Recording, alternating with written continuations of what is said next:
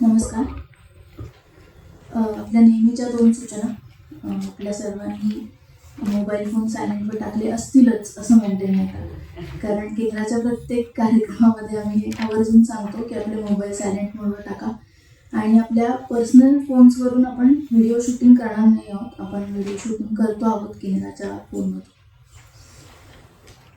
अमृतानुभवाचा विषय प्रवेश हे उपशीर्षक असलेली चांगदेव वासिष्ठी ही व्याख्यानमाला आजपासून सुरू होते आहे आणि आजपासून म्हणजे 5 जानेवारीपासून 10 जानेवारी अशी 6 दिवस सलग ही व्याख्यानमाला असणार आहे.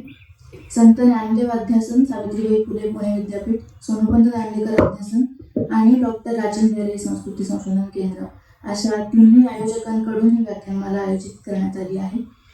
असं जेव्हा 3 संस्था आयोजक म्हणून असतात पाठीशी, तेव्हा खरं म्हणजे सूत्रसंचालक हा त्यांचा सगळ्यांचा प्रतिनिधी पण असतो आणि तुमचाही प्रतिनिधी असतो. त्याच्यामुळे अशा दुहेरी भूमिकेतून मी तुम्हा सर्वांचं खूप खूप स्वागत करते. आज आपल्या इथे मंचावरती उपस्थित आहेत नियामक मंडळ, शिपरण नियामक मंडळाचे सदस्य केशव वझे, त्यानंतर सप महाविद्यालयाचे प्राचार्य अविनाश मोरे आणि संत ज्ञानदेव अध्यासन आणि डॉक्टर राजेंद्र ढेरे संस्कृती संशोधन केंद्र या दोन्हीच्या वतीने डॉक्टर अरुणा ढेरे उपस्थित आहेत आणि आजचे आपले व्याख्याते डॉक्टर प्रणव गोखले उपस्थित आहेत आणि सोनोपंत दांडेकर अध्यासनाच्या प्रमुख समन्वयक विद्या गारखेडकर या पण उपस्थित आहेत. आपण या सर्वांचे मनपूर्वक स्वागत करूया आणि या सर्वांचे स्वागत करून मान्यवरांच्या सत्काराची विनंती मी अरुणाताईंना करते. मी अरुणाताईंना विनंती करते की त्यांनी केशव वझे सदस्य नियामक मंडळ शिप्र मंडळी यांचा सत्कार करावा.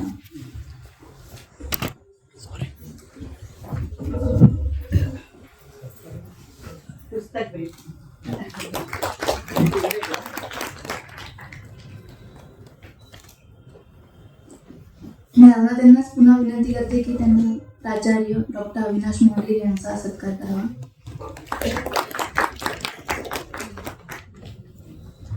आणि मी केशव वझे सरांना विनंती करते की त्यांनी आजचे वक्ते प्रणव गोखले यांचा सत्कार करावा.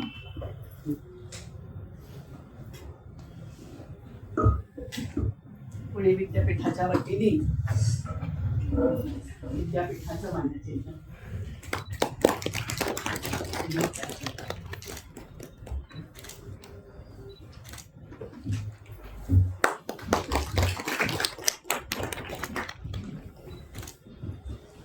प्रास्ताविकाची विनंती करण्यापूर्वी ज्यांनी अमृतधारा या कार्यक्रमाला उपस्थिती लावली होती त्या सर्वांनाही माहिती आहे की डॉक्टर अविनाश मोरे यांच्याकडून आपण एक छोटंसं प्रॉमिस घेतलं होतं.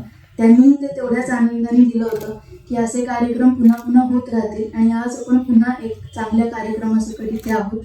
त्याच्यामुळे ही आमची वचनपूर्ती आम्ही म्हणतो याला ती अशीच होत राहू. मी प्रास्ताविकासाठी विद्या गारखेडकर यांना विनंती करते की त्यांनी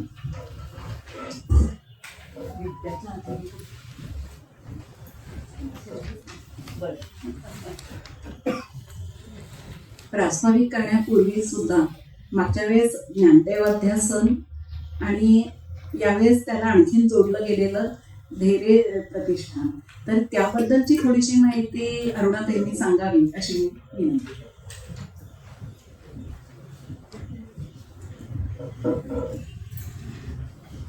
नमस्कार. इथे पुष्कळ श्रोते असे आहेत की जे आमच्या म्हणजे मागच्या या आपण जे ज्ञानेश्वरी जयंतीचा उपक्रम केला होता मिळून दोन्ही अध्यासनाने म्हणजे दांडेकर अध्यासन आणि संत ज्ञानदेव अध्यासन त्यावेळेला उपस्थित होते आणि राजेंद्र ढेरे संस्कृती संशोधन केंद्राच्या कार्यक्रमांनाही उपस्थित असणारे असेही श्रोते आज इथे आहेत. तरी पण आज पुन्हा एकदा या व्यासपीठावर नव्या श्रोत्यांसाठी म्हणूया मी थोडंसं दोन्ही केंद्रांच्या विषयी बोलते. डॉक्टर राजेंद्र ढेरे संस्कृती संशोधन केंद्र हे 10 वर्ष झाली आम्ही स्थापन केलं. वडील माझे अण्णा गेले त्यानंतर स्थापन केलेलं हे केंद्र त्यांच्या मोठ्या ग्रंथसंग्रहाची व्यवस्था लावावी हा तर एक हेतू होताच, पण दुसरीकडे असाही हेतू होता की त्यांच्या अध्यापन नाही म्हणत मी, पुस्तकांच्या रूपाने अध्यापनच एक प्रकारे ते करत होते संस्कृतीचं, पण त्यांच्या आवडीच्या अभ्यासाच्या आस्थेच्या विषयांसंबंधी जे काम चालू आहे भवताली त्या कामामध्ये सहभागी व्हावं, जमलं तर ते थोडंसं पुढे न्यावं, असे उपक्रम हाती घ्यावेत, अशा इच्छेने आम्ही गेली 10 वर्ष काम करतो आहोत. गेल्या वर्षी खरं म्हणजे 1.5 वर्ष आम्ही बहुरूपी रामकथा असं म्हणून एक उपक्रम चालवला. आणि रामायण हे वाल्मिकी रामायणाच्या पलीकडे कितीतरी प्रादेशिक रामायण आहेत आणि लोकरामायणही आहेत. या सगळ्यांचा परिचय होऊन रामकथेचा विस्तार हा भारतात, बृहत्तर भारतातही कसा झालेला आहे याचा एक थोडीशी तोंडओळख व्हावी या प्रकारची व्याख्यानमाला आम्ही आयोजित केली.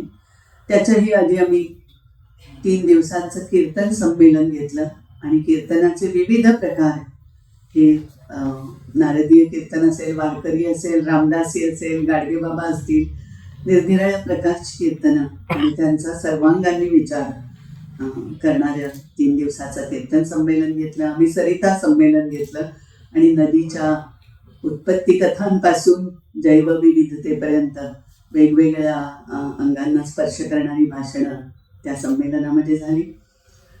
अशा प्रकारे मी आत्ता म्हटलं तसं की जितकं शक्य आहे तितकं अण्णांच्या आस्थेच्या विषयाच्या परिघात येणाऱ्या अनेक गोष्टी आम्ही आमच्या नजरेसमोर ठेवतोय. आणि आता एक ग्रामदैवतांचा प्रकल्प आम्ही नुकताच आता वेगळा केला आहे, त्याचाही पुस्तक रूपाने तुमच्या समोर आणण्याचा प्रयत्न आहे.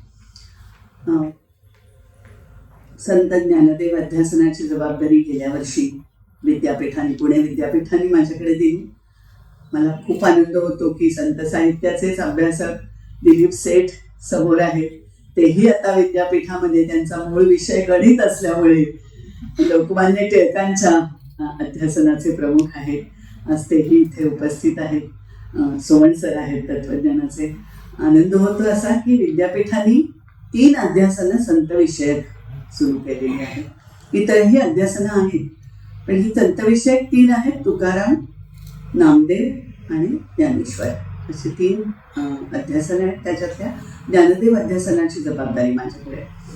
आम्ही त्याही अध्यासनाच्या अनुषंगाने आळंदीमध्ये ज्ञानेश्वर विषयक एक परिसंवादाचं आयोजन केलं होतं. आधुनिक काय म्हणू, कवी, लेखक, गीतकार यांनी विठ्ठलाला आणि विठ्ठल भक्तांना कसं पाहिलं, अगदी अरुण कोलटकरांपासून कुसुमाग्रजांपर्यंत अनेकांनी म्हणजे तुकारामांवर लिहिलं असेल, ज्ञानदेवांवर लिहिलं असेल, विठ्ठलावर लिहिलं असेल, त्याचाही एक कार्यक्रम पुणे विद्यापीठाच्या ललित कला केंद्राच्या वतीने आम्ही केलेला होता. आत्ता गेल्या ज्ञानेश्वर जयंतीच्या दिवशी मी आणि प्रणव गोखले यांनी त्याच अध्यासनाच्या अनुषंगाने कार्यक्रम आयोजित केला आणि तो केला तो आत्ता इथे दांडेकर अध्यासनाच्या बरोबर केला. ही गोष्ट मला फार आनंदाची वाटते. सोनूमामा दांडेकरांचं नाव आपल्या सगळ्यांनाही अत्यंत आदराच्या ठिकाणी आहे आणि शिप्रमंडळींनी त्यांचं स्मरण जागतं ठेवलेलं आहे या अध्यासनाच्या रूपाने. यासाठीही मला शिप्रमंडळीचे आभार मानावेसे वाटतात. असं वाटतं की फार मोठी माणसं आपल्याकडे शिक्षण क्षेत्रामध्ये योगायोगाने आली. त्यांनी शिक्षण आणि समाज शिक्षण हे वेगळं मानलं नाही. त्यामुळे या दोन्हीचाही मेळ घालत जी माणसं ही शिक्षणाच्या रूढ अशा चौकटीच्या पलीकडेही समाजाला खूप काही देत राहिलेली होती, अशांपैकी सोनूमामा एक होते. त्यांचे विचारही पुस्तक रूपाने प्रसिद्ध झालेले आहेत. त्याचंही जागरण या निमित्ताने कायमच हे अध्यासन करत आलेलं आहे, त्याचाही मला आनंद होतो. आत्ता योगायोगाने कौशिक व्याख्यानमालेसारखी एक उत्तम व्याख्यानमाला SP कॉलेजनीच अनेक वर्ष चालवली होती, शिप्रमंडळींनीच ती चालवलेली होती आणि फार मोठी माणसं राणा दांडेकरांच्या पासून, चंदा पेंडशांच्या पासून, कुपेरकर शास्त्रींपासून अनेकांनी त्याच्यामध्ये योगदान दिलेलं आहे. त्याची काही पुस्तक रूपाने ती व्याख्यानमाला प्रसिद्धही झालेली आहे, पण काही आता दुर्मिळ झालेली आहे. त्यातली काही पुस्तकं ही पुन्हा एकदा लोकांच्या समोर यावी यासाठीही आता शिप्रमंडळीने आम्हाला सहकार्याचा आनंदाने हात पुढे केलेला आहे. त्यासाठी मी मनापासून आभार मानते. आणि लवकरच ती पुस्तकं सोनू मामांच्याच जयंतीदिनी आपण तुमच्या हाती येतील असा प्रयत्न आमचा राहील. आज प्रणव गोखले हे इथे चांगदेव 65 वरती 6 व्याख्यानं आपल्याकडे देणार आहेत. ज्ञानेश्वरी ही आपल्याला पुष्कळ काय झालं म्हणू की जवळची वाटते आणि तिच्यावरती अनेक पातळ्यांवर आपण निरनिराळे वर्ग चालतात, व्याख्यानं ऐकलेली आहेत. चांगदेव 65 आणि अमृतानुभवाकडे वळणं आपल्या सगळ्या म्हणजे जे तत्वज्ञानाचे किंवा अध्यात्म क्षेत्रातले जाणकारी किंवा अधिकारी नसतील त्यांना थोडं जड वाटतं. आज चांगदेव 65 हा अमृतानुभवाचा विषय प्रवेश आहे असं मानून आज आम्ही प्रणव गोखल्यांना विनंती केली. ते आमचे जुने सहकारी मित्र आहेत आणि मी तर त्यांना ज्ञानकोशच म्हणते. तर त्यामुळे त्यांच्याकडून हे ऐकणं ह्याचाही आम्हाला खूप आनंद आहे. मला MA ला शिकवण्यासाठी ज्या वेळेला वीरा करंदीकर होते त्यांनी ज्ञानेश्वरच शिकवला मला. आणि त्यावेळेला ते असं म्हणायचे की ज्ञानेश्वरी हा श्रोतृसंवाद आहे, पूर्ण श्रोत्यांसाठी त्यांच्याशी संवाद करत करत लिहिला गेलेला, सांगितला गेलेला ग्रंथ आहे. चांगदेव 65 हा मित्रसंवाद आहे. चांगदेवांसारख्या अध्यात्म मार्गावरचा सहप्रवासी असलेल्या एका योग्याला योगी ज्ञानेश्वरांनी पत्रातून केलेला संवाद आहे. 65 चोव्या आहेत आणि अमृतानुभव हा आत्मसंवाद आहे. त्यामुळे तो श्रोतृसंवादाकडून आता आपण मित्रसंवादाकडे जाऊया आणि तिथूनही त्याच मित्रसंवादाच्या आधाराने आपण आत्मसंवादाकडे पण पुढे वाटचाल करूया. या तुम्ही सगळेजण त्या वाटेवरचे सहप्रवासी असाल अशी आमची खात्री आहे. लहानसं 65च ओव्यांचा एक हे ग्रंथ आहे म्हणूया. मी ग्रंथच म्हणते म्हणजे लहान आहे आकाराने म्हणून त्याचं मोल कमी होत नाही. त्यातला आशय इतका मोठा आहे की तो ग्रंथगत आशय असावा ना तेवढाच मोठा आवाका आहे त्याचा.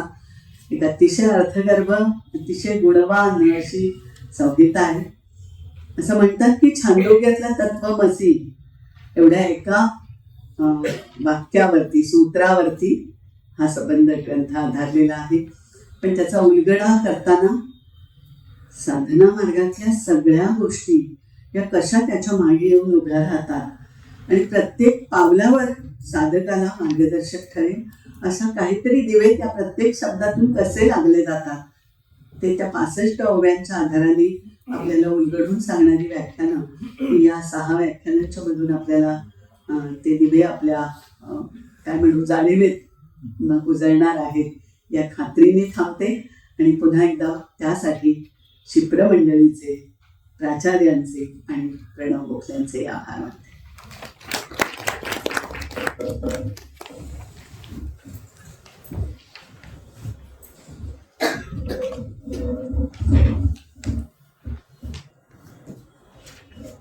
नमस्कार.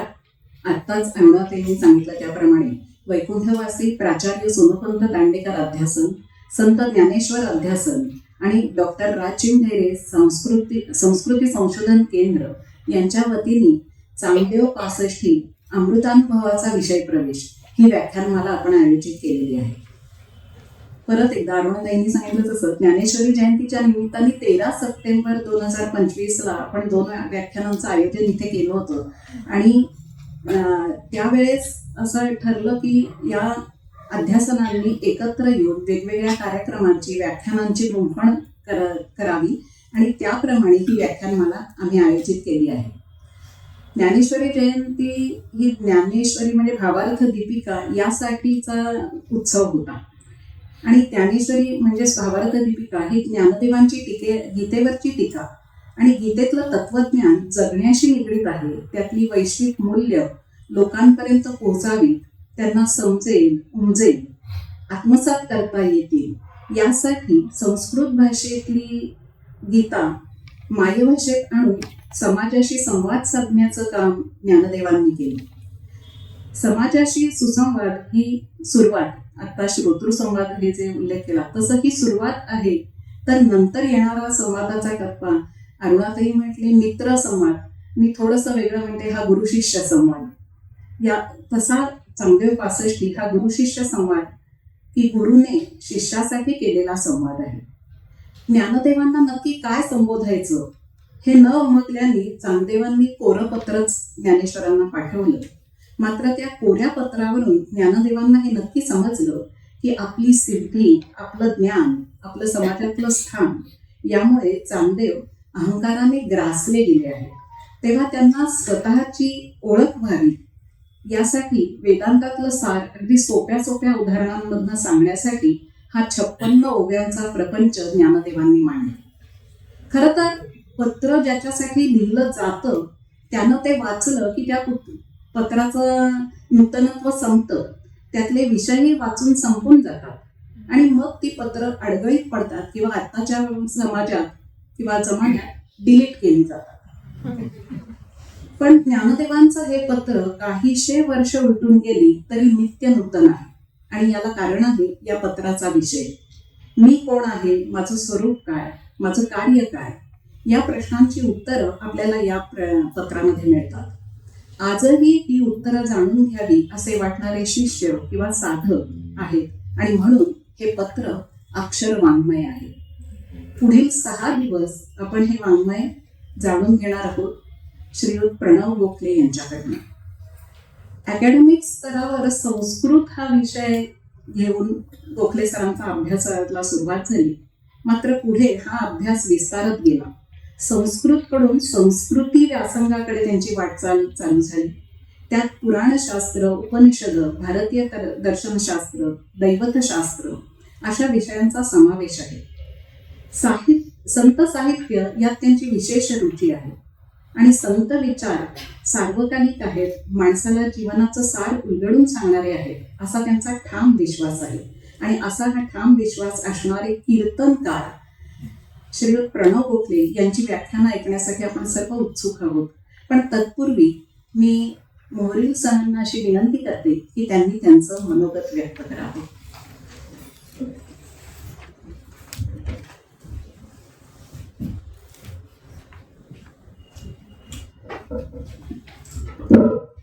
व्यासपीठावर उपस्थित व्यवस्थापन समितीचे अध्यक्ष आदरणीय वजे सर, या ठिकाणी उपस्थित ज्येष्ठ साहित्यिक अरुणाताई ढेरे, ज्यांची व्याख्यान ऐकण्यासाठी आपण आलेलो आहोत ते प्रणव गोखले, सोनोपंत दांडेकर अध्यासनाच्या सप महाविद्यालयाच्या कोऑर्डिनेटर कारखेडकर मॅडम, इथे उपस्थित सप महाविद्यालयाचे माजी प्राचार्य आदरणीय शेठ सर, इतर सर्व मान्यवर, मी सप महाविद्यालय आणि शिक्षण प्रसारक मंडळीच्या वतीनं या व्याख्यानमालेमध्ये आपल्या सगळ्यांचं मनापासून स्वागत करतो.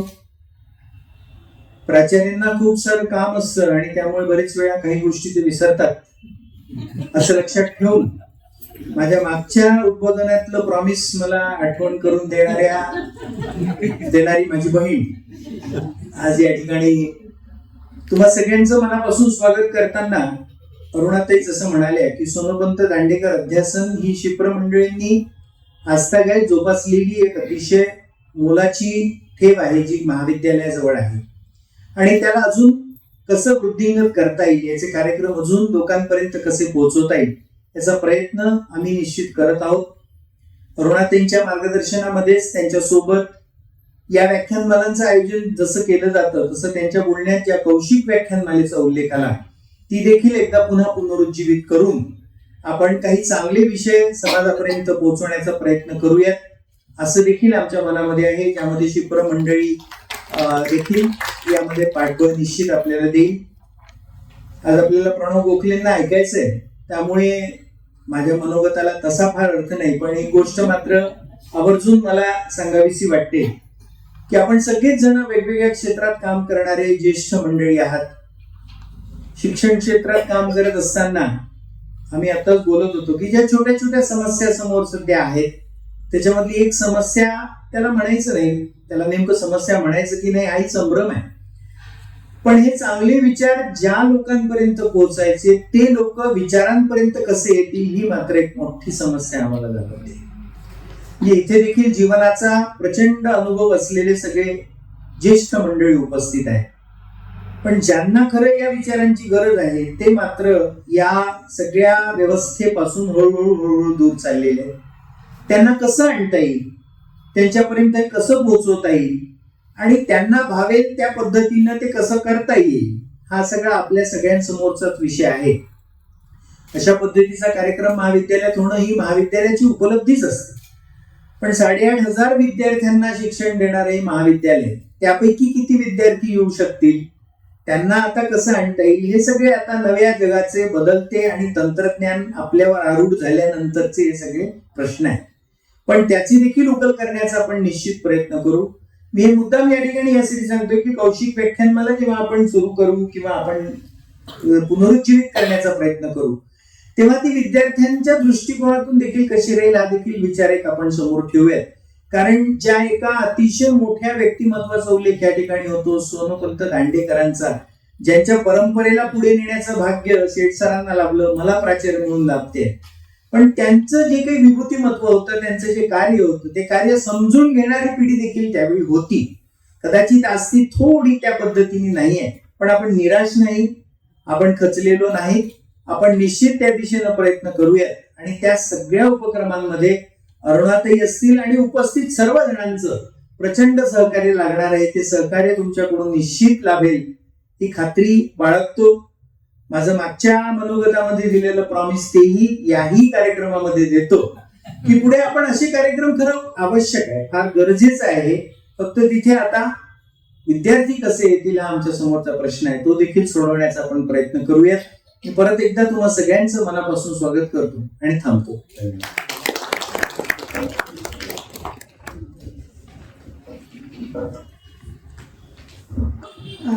मी श्री केशव वझे सरांना विनंती करते की त्यांनी आपलं मनोगत व्यक्त करावं.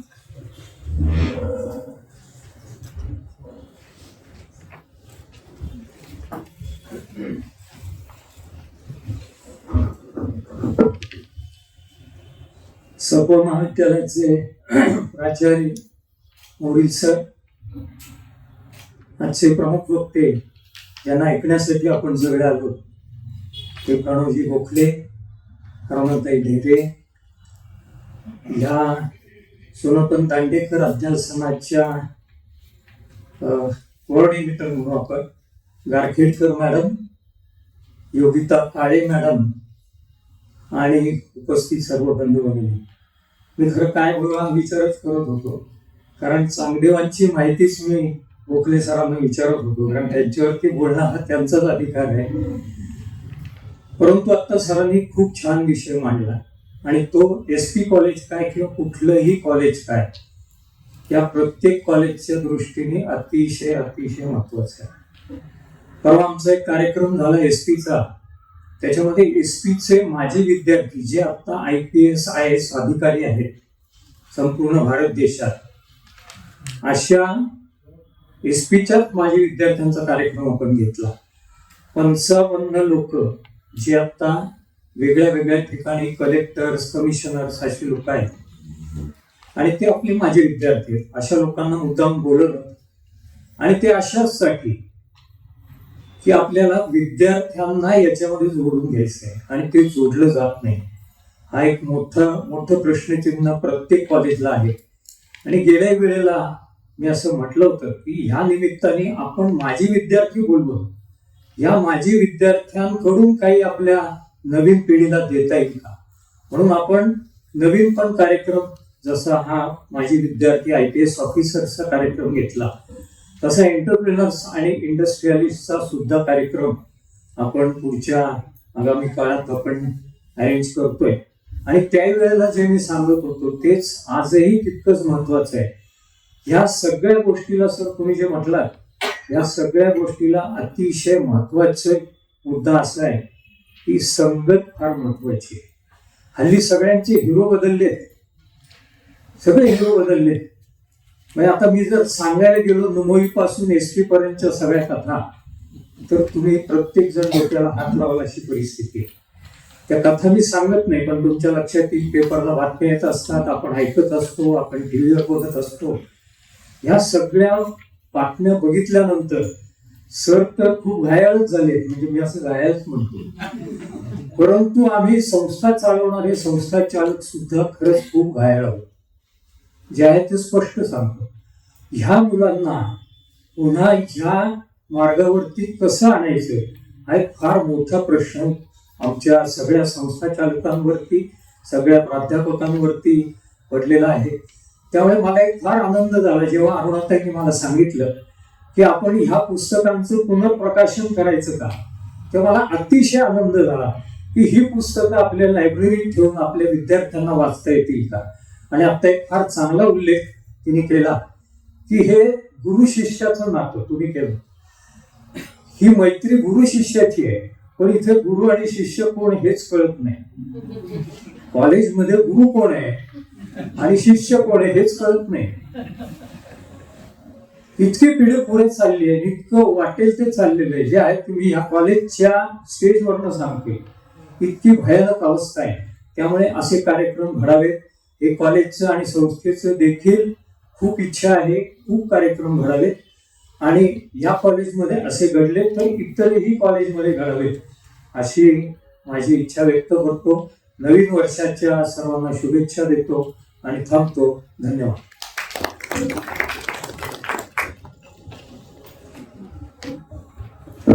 मी मंचावरच्या सर्व मान्यवरांना समोर बसून घेण्याची विनंती करते आणि मग आपण व्याख्यानाला सुरुवात करूया.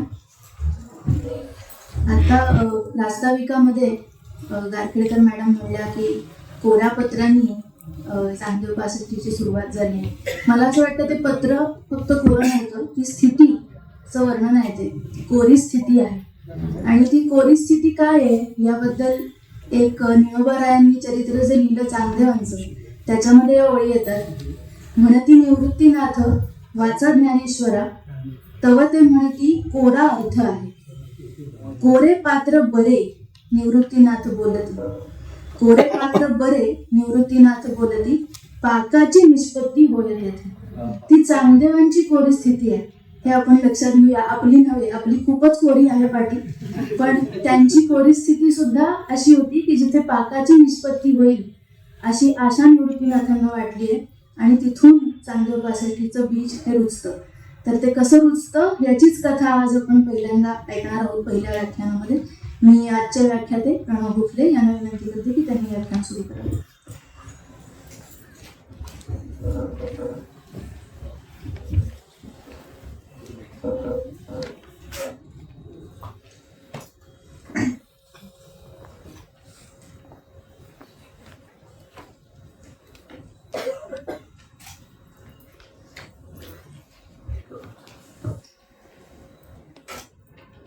वटविटपि समीपे भूमिभागे निषण्णं सकलमुनिजनानां ज्ञानदातारमहरा त्रिभुवनगिरुमीशं दक्षिणामूर्तिदेवं जननमरणदुःखच्छेददक्षं नमामि.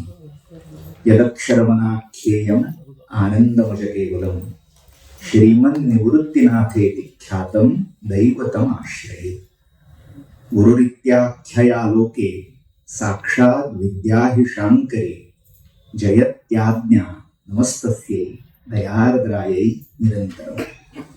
नमितो योगी थोर विरागी तत्वज्ञानी संत तो सत्कविवर परात् परगुरु ज्ञानदेव भगवंत. नमस्ते भाई.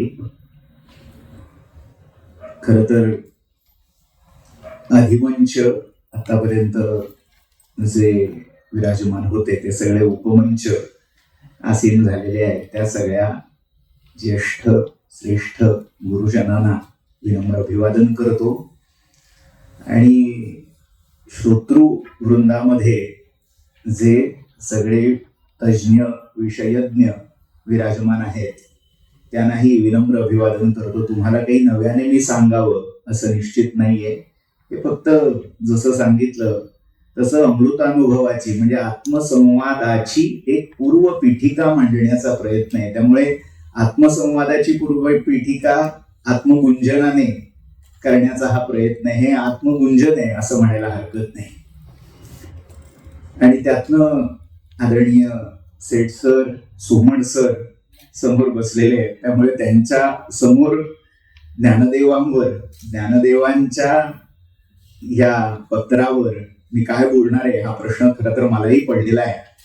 पण त्यांच्यावर भार टाकून काहीतरी प्रयत्न करतो.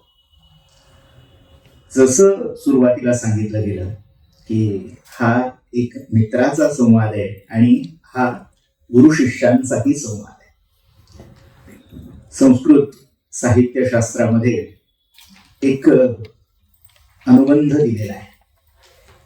3 प्रकारचे उपदेश हे केले जातात. पहिला जो उपदेश आहे तो आहे प्रभू संमित उपदेश. गुरुने शिष्याला किंवा राजाने आपल्या प्रजेला करावा तो उपदेश प्रभू संमित उपदेश आहे. दुसऱ्या जातकुळीतला उपदेश आहे तो मित्र संमित उपदेश आहे. मित्राने मित्राला करावा. आणि तिसरा साहित्य वाङ्मयाच्या जातकुळीतला उपदेश तो म्हणजे कांता संमित उपदेश. आता नेमकं हे पत्र जे आहे ते कुठल्या जातकुळीतलं आहे? या 3ही जातकुळी इथे प्रमाण धरायला हरकत नाही. म्हटलं तर हा प्रभू संमित उपदेश आहे. कारण आत्मानुभव नरेंद्र, आत्मानुभवाच्या त्या साम्राज्याचे जे चक्रवर्ती म्हणवले जातात ते ज्ञानोबा त्या आत्मप्रतीतीच्या सत्तेवर आरूढ आहेत. ती सूत्र हातात वागवत आहेत आणि त्या दृष्टीने ते चांगदेवांना सुपिरियर आहेत, सिनियर आहेत. त्यामुळे त्या नात्याचा जर आपण विचार केला तर तिथे गुरु शिष्याचा संबंध आहे. तिथे हा प्रभू संमित उपदेश आहे. कारण जसं इथे निर्देश केला गेला की पत्र कोर आहे. आपण कथा ऐकलेली आहे तरीही काही पुनःप्रत्ययाचा आनंद यावा यासाठी थोडं रिकॉल करायचा प्रयत्न करूया. आपण वर्षानुवर्ष चांगदेव ज्ञानदेवांची कथा ऐकत आलेलो आहोत. पण खरी गंमत इथे आहे की चांगदेवांना परंपरेने जितकं कॅज्युअली घेतलंय, जितकं हलक्यात घेतलंय तितकं ते काम सोपं हलकं नाही. म्हणजे मी आज ज्या त्रिवेणी संगमावर उभा आहे, म्हणजे त्रिवेणी संगम मी अशासाठी म्हणतोय, पौष महिना सुरू आहे, तिकडे प्रयागला माघ मेळा असतो, तसा हा पुण्य पत्तनामध्ये भरलेला माघ मेळा आहे असं म्हणायला हरकत नाही.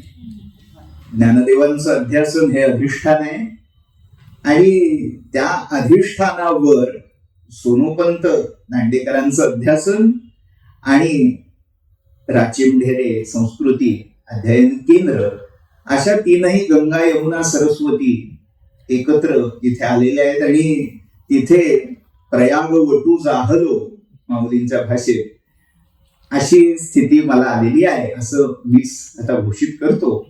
पण गंमत अशी आहे की तिथे मला ह्या दोन्ही ज्या विचार परंपरा आहेत त्याचं भान ठेवणं गरजेचं आहे. एक चिकित्सक दृष्टीतून लोक अभिजात या सगळ्या साहित्य परंपरांच्या दृष्टीतून ज्ञानदेव चांगदेवांचा हा संवाद, त्याचं वैशिष्ट्य हेही इथे तितक्याच न्याय देऊन मांडलं जाणं आवश्यक आहे असं मला वाटतं. कारण केंद्र इथे आलेलं आहे आयोजकांमध्ये आणि अर्थात सोनू माझ्यांचं पूर्ण आयुष्य ज्ञानदेवांसाठी, ज्ञानदेवांच्या वाङ्मयासाठी वाहिलेलं होतं, वारकरी संप्रदायाच्या तत्वज्ञानासाठी वाहिलेलं होतं. त्यांच्या मधला तो भक्तीचा जो रेशीम धागा आहे तोही मला त्याचंही भान इथे जपणं आवश्यक आहे.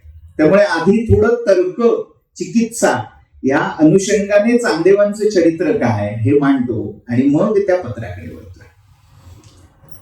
चांगदेवांचं जे चरित्र आतापर्यंत सांगितलं जातं त्याच्यामध्ये 3 प्रकारचे प्रमाण घडलेले आहेत. एक, कालक्रमामध्ये गल्लत होणं. दुसरी, नामामध्ये गल्लत होणं. आणि तिसरी, ज्या कृती आहेत म्हणजे जी पुढची काव्य किंवा अभंग असतील, स्फुटपद्य असतील किंवा ग्रंथ असतील त्याच्यामध्ये त्याच्या पुष्पिकेमध्ये येणारे जे संदर्भ आहेत त्याच्यावरून मग याची टोपी त्याला आणि त्याची टोपी याला अशी झालेली गल्लत असते. या तिन्हीमध्ये ह्या तिन्हींचा परिपाक असा झाला की चांगदेव नेमके कोण असा प्रश्न महाराष्ट्रामध्ये उपस्थित झाला. पांगारकरांच्या काळात त्याच्यावर बरंच लिखाण, अगदी पुलंच्या भाषेत वाचावाची म्हणेपर्यंत ते प्रकरण गेलेलं होतं. त्याचा सारांश असा की एकूण 3 चांगदेव या महाराष्ट्राच्या मध्ययुगाच्या कालपटावर होऊन गेलेले आपल्याला आढळतात. पहिले जे चांगदेव आहेत त्यांचा साधारण काळ 11व्या-12व्या शतकाचा संधिकाळ असं म्हणायला हरकत नाही.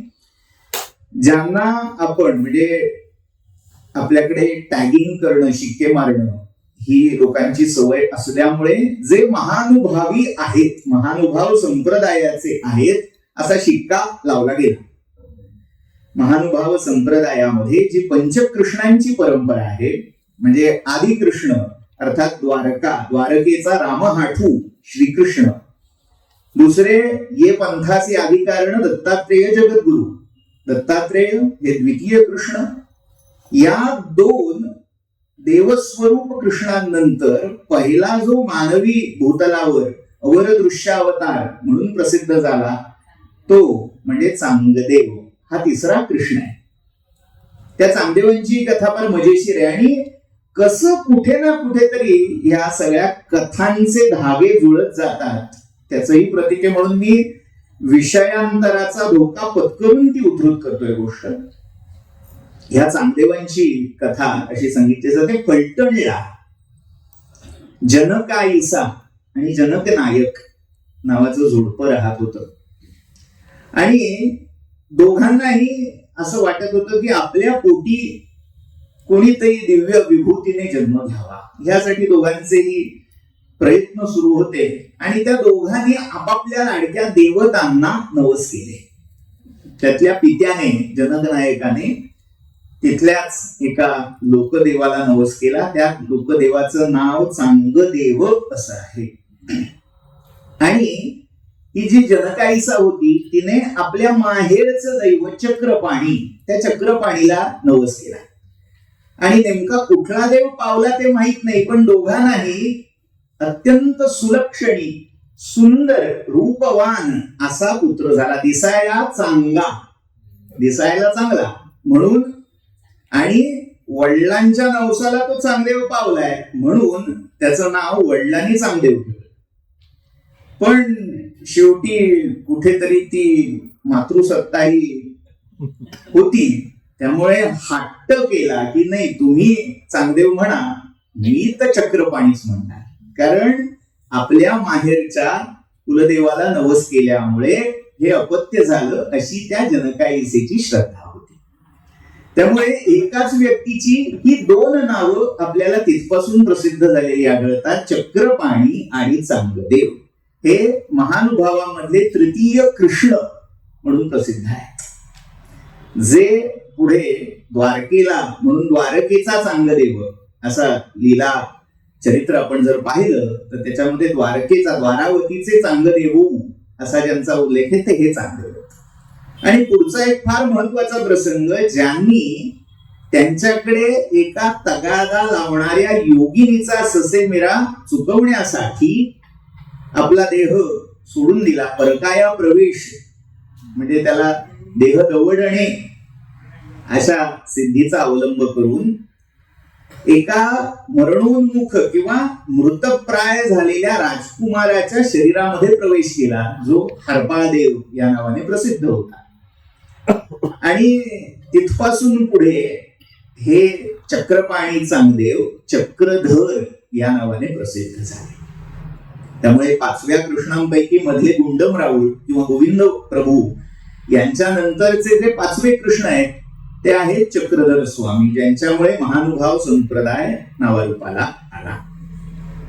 हे सांगायचं कारण असं की ज्या 3 चांगदेवांचा मी उल्लेख केला त्यातले पहिले चांगदेव हे या परंपरेमधले एक गुरु आदि प्रवर्तक म्हणून मानले गेले आहेत. आणि योगायोग असा आहे की आपले चरित्र नायक त्यांच्यासाठी हा सगळा पत्रास कारण की असं सगळं घडलंय ते चांगदेव, त्यांचंही नाव चक्रपाणीच आहे आणि त्यांच्याही बाबतीत ते कालवंचना करण्यात पटाईत आहेत, निष्णात आहेत असे उल्लेख मिळतात. म्हणजे कालवंचना हा शब्द सहितूकपणे वापरलेला आहे. कालवंचना म्हणजे दारावर आलेल्या मृत्यूला चकवणं, ठकवणं, ती करण्यामध्ये हे पटाईत आहेत. म्हणजे कुठेतरी ते हठयोगी आहेत आणि नुसता हठयोग आसन प्राणायामापुरता मर्यादित नाही, जे परकाया प्रवेशादी सिद्धीमध्ये पारंगत आहेत असे चांगदेव. म्हणजे त्या महानुभाव संप्रदायातल्या पंचकृष्णांपैकी एक असणाऱ्या चांगदेवांचा आणि या चांगदेवांचा संबंध होता का, एक होते का नामसादृश्य, असं एक प्रश्नचिन्ह उपस्थित होतं. आपण ते प्रश्नचिन्ह तसंच ठेवणार आहोत. त्याच्यावर आत्ता वाद घालायचा काही कारण नाही, प्रयोजन. फक्त एक चांगदेव असेल. दुसरे जे चांगदेव आहेत ते साधारण इसवी सनाच्या 15व्या-16व्या शतकाच्या संधिकाळात, ज्यांचं चरित्र, ज्यांच्या अनेक कथा किंवा ज्यांचे अभंग नंतरच्या ज्ञानदेवी गाथ्यामध्ये प्रक्षिप्त झाले चांगा या नाममुद्रेमुळे. त्या चांगदेवांचं नाव आहे केशवदास. चांगा म्हणे केशवदास अशी जी कवनं सापडतात ती त्या चांगा केशवदासांची, ज्यांच्या वडिलांचं नाव आहे मुधोपंत, म्हणून त्या पैतृक नावावरून चांगा मुधेश म्हणून ज्यांचा उल्लेख मिळतो ते पुणतांब्याला ज्यांची समाधी दाखवली जाते ते म्हणजे पुण्यस्तंभक असं त्या क्षेत्राचं जुनं नाव आहे.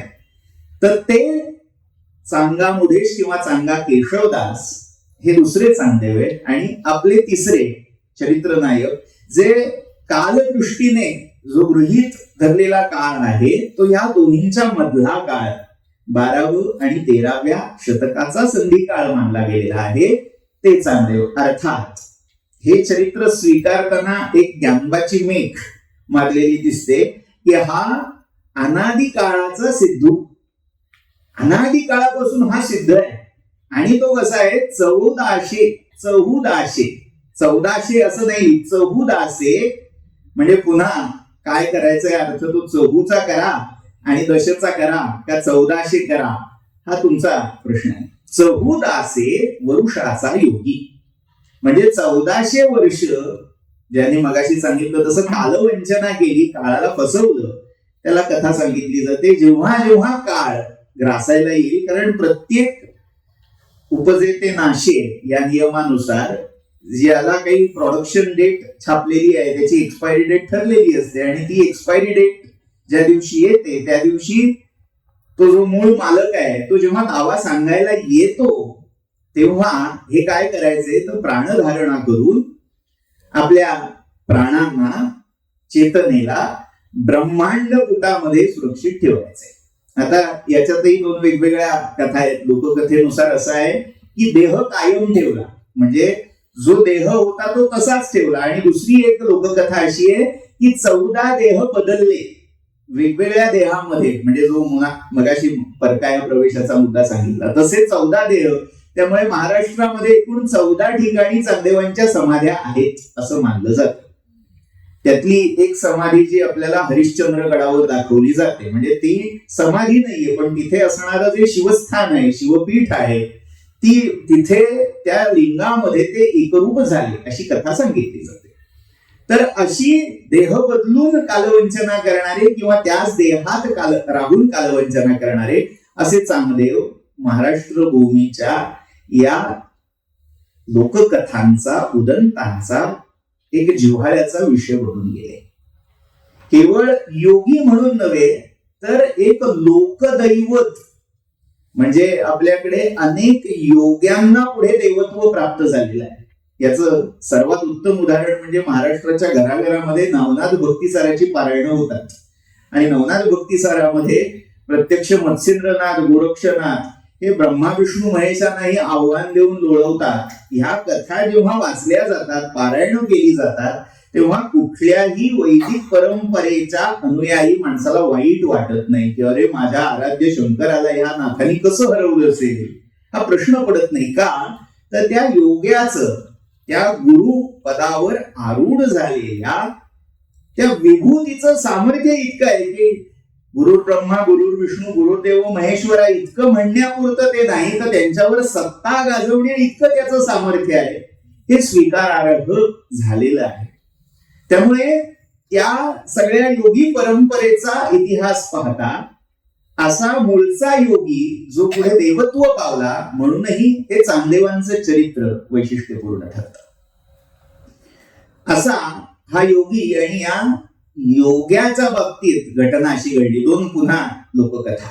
एक लोककथा अशी आहे की प्रतिष्ठानपुरी जेव्हा रेड्याच्या मुखी निगम वदविले म्हणजे वेदोच्चार करवला, ही जनश्रुती, ही लोकांमध्ये पसरलेली वार्ता जेव्हा चांगदेवांच्या कानी गेली, तेव्हा त्यांच्या ठाई असणारा सिद्धींचा अभिमान कुठेतरी दुखावला गेला की माझ्या आज्ञेमध्ये हे स्थिरचर सगळं वावरतं, इथले सगळे पशुपक्षी वावरतात. आणि असं असताना एक कालचं आलेलं कार्ट असा काहीतरी चमत्कार करतं आणि लोक त्याची स्तुती करतात. कसे करतात ते पाहावं, असं त्यांचा अभिमान दुखावल्याची एक कथा सांगितली जाते.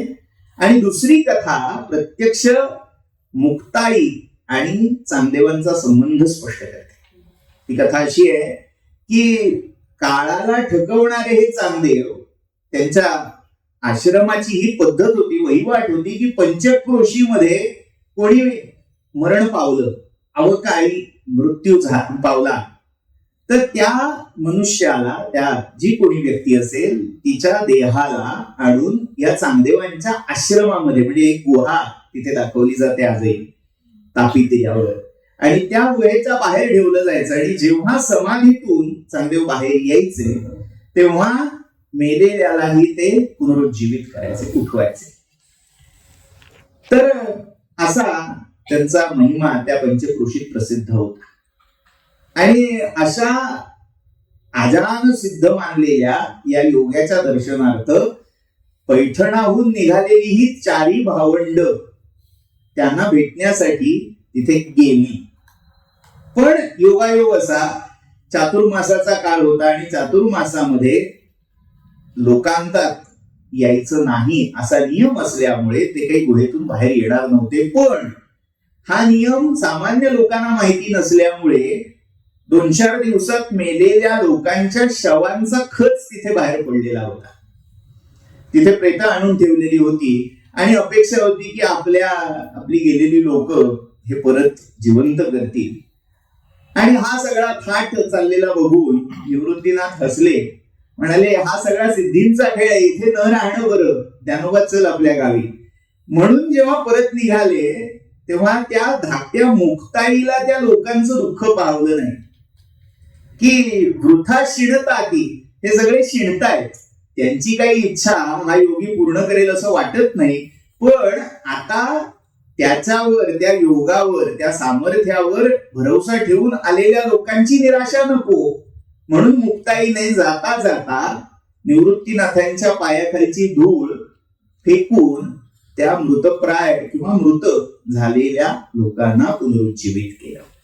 आणि तिकडे एकच निवृत्तीनाथांचा असेल किंवा मुक्ताईचा असेल जयघोष झाला.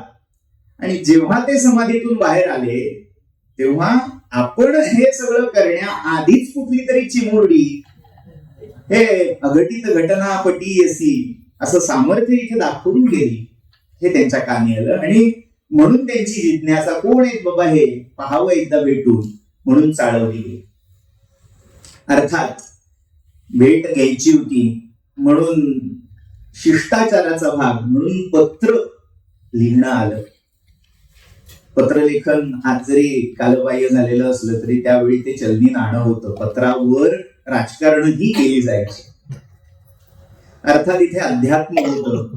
त्यामुळे आपल्या शिष्याला आज्ञा केली, म्हणजे ज्याला चवर असं म्हणतात, म्हणजे 4 भुर्जपत्र जोडून त्याला सांधा हा करून एक लांब लचक असं पत्र, खलिता जसा गुंडाळला जातो तसं तयार करण्याची आज्ञा झाली. शिष्याने ते पत्र तयार करून समोर आणलं. ह्या लिहायला असं चांगदेव म्हणाले, पण काय लिहावं, मायना काय असावा असा प्रश्न पडला. त्याने विचार केला की जर तीर्थरूप लिहावं, आता हा जो तीर्थरूप शब्द आहे तो फार महत्वाचा आहे. म्हणजे या सगळ्याचा संदर्भ आपल्याला जी हेमाडपंतांची मिस्तक आहे त्याच्यामध्ये पत्राचा मायना कसा असावा याविषयीचे निर्देश सापडतात. तर हे जे तीर्थरूप आहे, आपल्यापेक्षा वयोज्येष्ठ, ज्ञानज्येष्ठ, तपोज्येष्ठ अशा व्यक्तीचा उल्लेख तीर्थरूप या शब्दाने करावा असा संकेत. तीर्थरूप करावं तर वयाच्या दृष्टीने धाकले, वयाने तसे लहानगेच वाटणारे ही चौघ, त्यामुळे तीर्थरूप म्हणवेना, लिहवेना. बरं, मग चिरंजीव लिहावं तर ज्ञानाच्या आणि अधिकाराच्या दृष्टीने, सिद्धीच्याही दृष्टीने कदाचित आपल्यापेक्षा श्रेष्ठ आहेत, ज्येष्ठ आहेत, हे त्यांना अमान्यही करवेना. त्यामुळे चिरंजीव लिहावं तरीही अडचण. त्यामुळे काय लिहावं असा प्रश्न इतका वाढला की ते पत्र लिहिण्याऐवजी तशीच गुंडाळी करून अलंकापुरीला पाठवावी लागली. हे पत्र एका भल्या पहाटे आळंदीच्या गावकुसा बाहेर सिद्धबेटावर राहणाऱ्या या 4 भावंडांच्या हाती त्याच चांगदेवांच्या काही सिद्धी साधना करणाऱ्या योग्यांनी नेऊन सुपूर्द केला. पत्र पहिलं पडलं मुक्ताईच्या हाती, पाहिलं, हसली. वाक्य प्रसिद्ध आहे की 1400 वर्ष साधना करून अरे दादा हा चांग्या कोरा तो कोराच. हसून ते पत्र सोपानदेवांकडे गेलं. सोपानदेवांनी पाहिलं, ज्ञानदेवांकडे आलं. ज्ञानदेवांनी स्मित केलं आणि अर्थात श्री गुरु निवृत्तीराजांच्या हातात ते गेलं. निवृत्तीनाथांनी पाहिलं.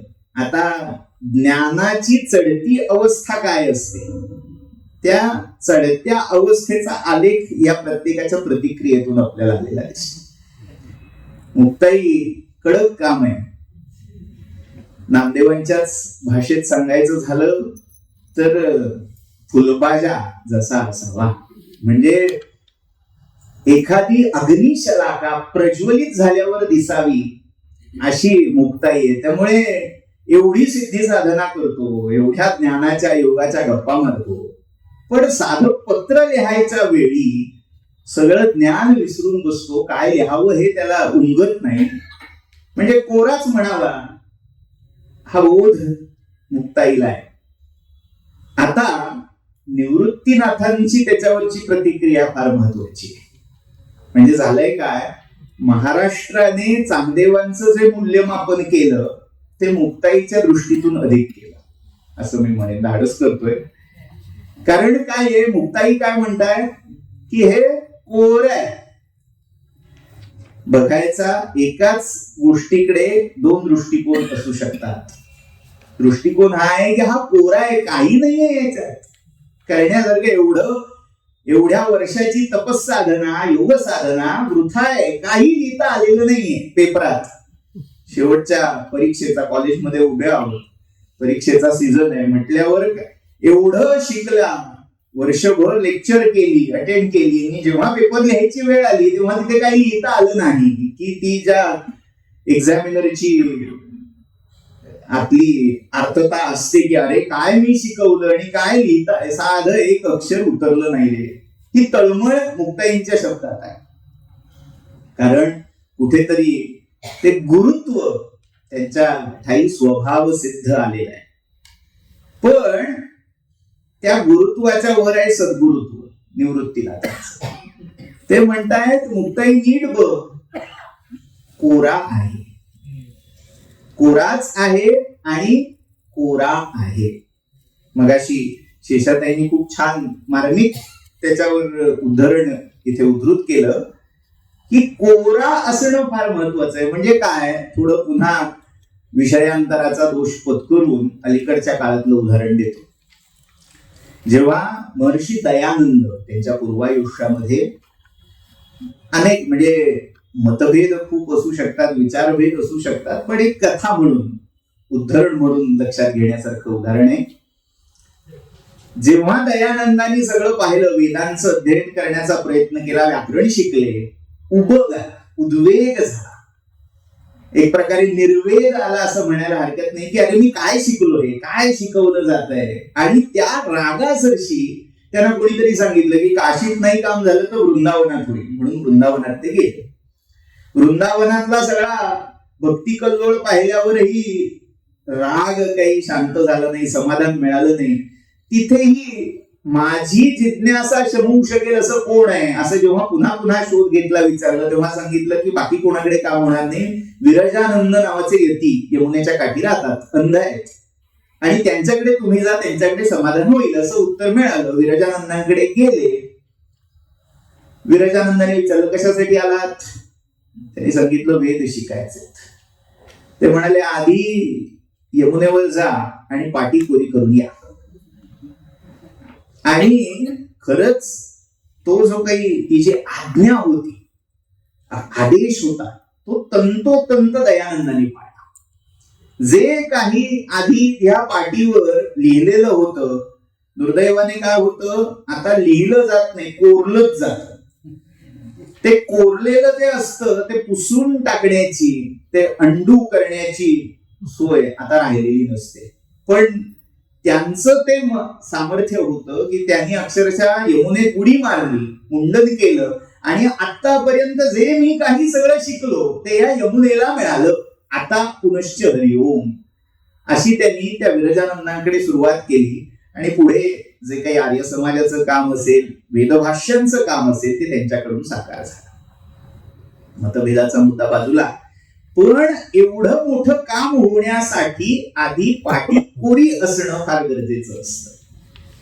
चांगदेवांनी एवढ्या 1400 वर्षांच्या साधनेतून काय साधलंय, तर हे कोरं होणं साधलेलं आहे.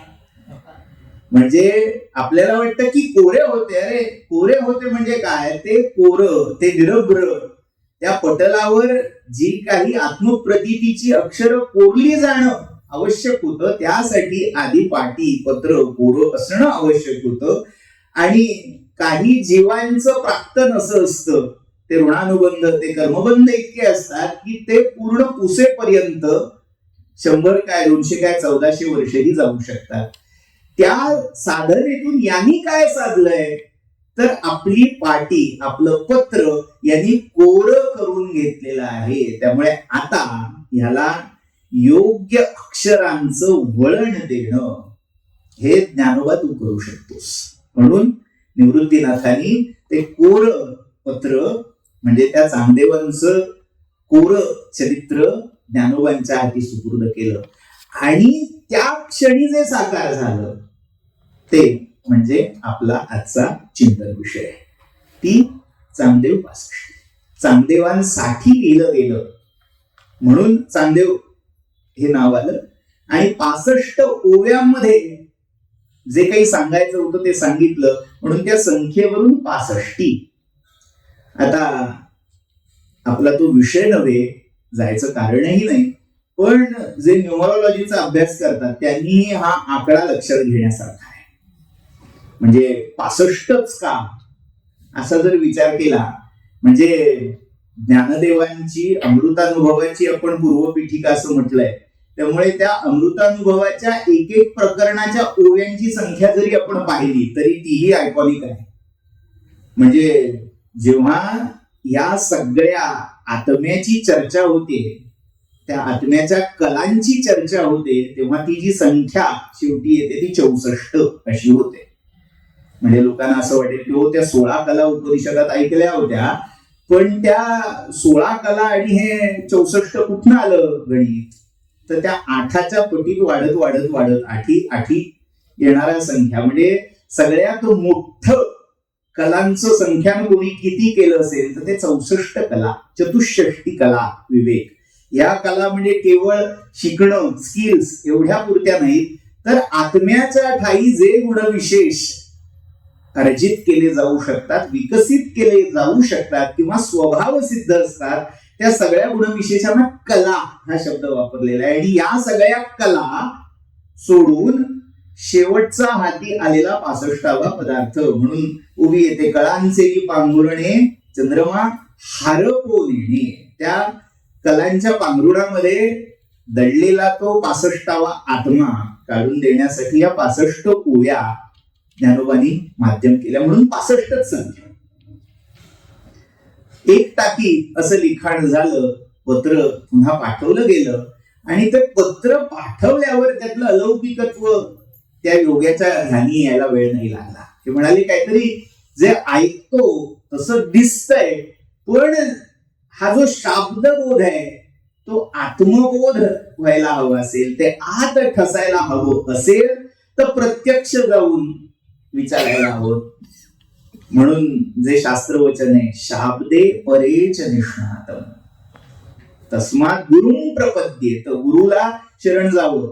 त्यातली पहिली जी अटकळ आहे, पहिली जी एलिजिबिलिटी आहे ती शाब्दे निष्णात. हा शाब्दे शास्त्रे, शब्दशास्त्रामध्ये म्हणजे शास्त्रांमध्ये जो निष्णात आहे आणि शब्दांच्या पलीकडे जो आत्मप्रत्यय आहे, आत्मप्रतीती आहे, तीही त्याच्या ठाई पूर्ण बांधलेली आहे. अशाच गुरुला शरण जावं. गंमत काय आहे, आज एकतर शब्द शास्त्र पारंगत असतात, नाहीतर जे आत्मप्रत्यय प्राप्त असतात ते शब्दांच्या भानगडीत पडत नाही. त्यामुळे जी तफावत येते, अध्यात्म किंवा आजच्या भाषेत स्पिरिच्युअलिटीतला जो विसंवाद सुरू होतो, त्या या दोन ज्या एलिजिबिलिटी आहेत, या दोन अर्हता आहेत, त्याच्यामध्ये कुठेतरी आलेल्या कमतरतेमुळे जे अध्यात्मावर बोलतात ते बरेच वेळा शब्दशास्त्र पारंगत नसतात, आणि जे शब्दशास्त्र पारंगत असतात ते अध्यात्म विद्येमध्ये, आत्मप्रत्ययामध्ये कमी असतात. त्यामुळे नेमकं म्हणायचंय काय, त्यांना क्या चाहते हो 3 इडियट्स मधलं अशी वेळ येते, त्याचं कारण असू. तर शब्दामध्ये ही व्यक्ती पारंगत आहे. शब्द तर बेमालूमपणे सगळे आत्मप्रत्ययाने भरलेले तसं वाटतं, पण खरंच मांडलंय का हे पाहण्यासाठी प्रत्यक्ष भेट घेतली पाहिजे असा निर्धार झाला. आणि वनातलं हिंस्रात हिंस्र असं श्वापद असणाऱ्या वाघाला आवाहन केलं गेलं. वाघ आला, आता त्या वाघाला कायात ठेवायचं म्हणजे त्याच्यासारखाच चाबूक, त्याच्यासारखाच प्रतोद असायला हवा, म्हणून सापाला आवाहन झालं. आणि असेच व्याघ्रावर आरूढ सर्प प्रतोद धारण करणारे चांगदेव मोठ्या लव्या जम्यानिशी आळंदीकडे रवाना झाले. दुरून ते शंख, त्या तुर्या, सगळे शब्दबंबाळ, नादबंबाळ झालेलं वातावरण, आणि इकडे एक भल्या पहाटे या चौघांचा झालेला आत्मसंवाद. म्हणजे पुन्हा मला ती आठवण होते, भागवतामध्ये, श्रीमद भागवताच्या 10व्या स्कंधामध्ये सनक, सनंदन, सनातन आणि सनत कुमार ही आत्मविद अग्रणी ज्यांना म्हटलं जातं, ही 4 भावंड हिमालयामध्ये एकत्र बसलेत आणि ते काय गप्पा मारत असतील, तर ती जी त्यांनी मारलेल्या ज्या गप्पा आहेत त्या भागवतामध्ये श्रुती गीता म्हणून प्रसिद्ध आहेत. तशी यांची आत्मगीता सुरू आहे, आत्मसंवाद सुरू आहे. आणि त्या आत्मसंवादामध्ये यांचा हा सगळा काहल कोलाहल कानी आला. कोणीतरी वर्दी आणली की चांगदेव आपल्या सगळ्या परिवारानिशी भेटायला येत आहेत. निवृत्तीनाथ म्हणाले, एवढा मोठा सिद्धदारी आला, त्याला अर्घ्य द्यायला, स्वागतार्घ्य द्यायला आपल्याला सामोरं जायला. आता सामोरं जायचंय, कसं जायचंय, ती कथा प्रसिद्ध आहे की जो चराला आपल्या आज्ञेत वागवतो, जे जिवंत पशु श्वापद आहे त्यांना जो अधीन करून घेऊन येतो, त्याच्यावर आरूढ होऊन त्याला सामोरं जायचंय, त्याला अचर आपल्या हातात हवी. त्यासाठी बसलेली जी भिंत होती, पडकी भिंत, त्या भिंतीला चलग भिंती, त्याच्यावर अनेक लोकगीतही साकारलेली आहे. ती भिंत निघाली आणि तो जो सगळा साक्षात्कार झाला चांगदेवांना की अरे आपण ह्या पशुंवर आपली सत्ता गाजवून आपलं सिद्धींचं वैभव दाखवायला इथे आलोय आणि ह्या 4 विभूती मात्र त्या जडाला चेतनेचा सुवर्ण स्पर्श करून आपल्या ठाई जे जाड्य आहे, आपल्या ठाई जे मौढ्य आहे ते दूर करायला करुणार्द्र होऊन इथे आली. ते त्यांच्या व्यक्तिमत्वातला तो करुणेचा ओलावा त्या 1400 वर्षाच्या साधनेने तप्त झालेल्या चांगदेवांना जाणवला. म्हणजे इथे बरेच वेळा तपस्वी, तापस हा जेव्हा शब्द वापरला जातो तेव्हा तो कठोर असला पाहिजे, त्याच्या ठाई तो ओलावा नाहीसाच झालेला असला पाहिजे, अशी प्रतिमा कुठेतरी डोळ्यासमोर उभी राहते. पण चांगदेवामधल्या त्या संवेदना अजूनही जाग्या आहेत. त्यामुळे ते पाय उतार झालेत आणि अक्षरशः लोटांगण झाले. आता चांगदेवांची फाईल हातात घेतली निवृत्तीनाथांनी, पण हँडओव्हर केली सगळ्यात कडक काम चढकण जी मुक्ताई, तिच्याकडे ती फाईल हँडओव्हर केली की आता हे पात्र तू हातात घे आणि त्याला जाणता करण्याचं काम तुझं आहे. आता इथे जर अध्यात्म विद्येचा दाखला द्यायचा झाला तर 2 प्रकारच्या दीक्षा सांगितलेल्या आहेत. म्हणजे तंत्र ग्रंथामध्ये रुद्रयामल नावाचा ग्रंथ आहे, त्याच्यामध्ये 8 प्रकारच्या दीक्षा सांगितल्या जातात. त्यातली जी शाब्दी दीक्षा आहे ती ज्ञानोबांनी दिलेली आहे. शब्दांनी उपदेश देणं. माननीय अरुणाताईंनी सुरुवातीला उल्लेख केला की छांदोग्योपनिषदातला जो तत्वमसी हा उपदेश आहे ही शाब्दी दीक्षा आहे. जेव्हा संन्यास दिला जातो तेव्हा 4 महावाक्यांचा बोध केला जातो. त्यातलं पहिलं बिगिन विथ असं वाक्य आहे, ते आहे तत्त्वम असी, ते तू आहेस. पुढचं आहे ते अनुभव वाक्य आहे बृहदारण्यकातलं अहम ब्रह्मास्मी.